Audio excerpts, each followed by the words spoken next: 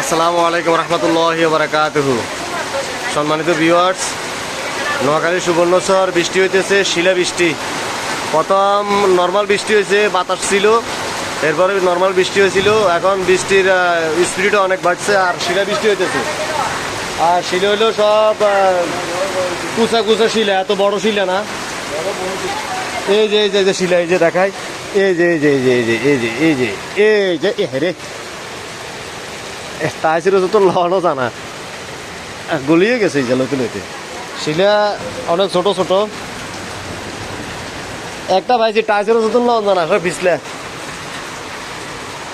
আলহামদুলিল্লাহ আলহামদুলিল্লাহ, আল্লাহ পাক রব্বুল আলামিন আমাদেরকে কবুল করুক এবং মাফ করুক। আমরা ধান টান কাটি সবগুলো একবার হিল টিল দিয়ে লাগছে, মানে ধান শুকিয়ে গেছে আলহামদুলিল্লাহ। মোটামুটি প্রায় 90% ধান শুকিয়ে গেছে।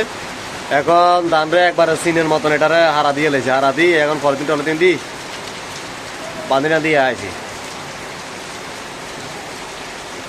এখনো মানুষের ধান কাটছে, কাটে সব জমিনে, কেউ মেলে তুইছে, কেউ কাটে নাই। যে শিলা বৃষ্টি হইতেছে, এটা তো ধানের ক্ষতি হওয়ার সম্ভাবনা খুবই বেশি।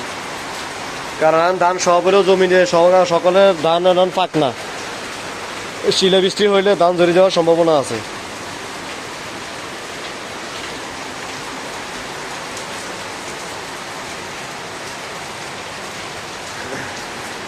তো সকলে ভালো থাকবেন, সুস্থ থাকবেন। আল্লাহ হাফেজ। দোয়া করুন আমাদের জন্য, আমরা আপনাদের জন্য দোয়া করবো ইনশাআল্লাহ। আল্লাহ পাক রব্বুল আলামিন যেন সবাইকে নেক হায়াত দান করে।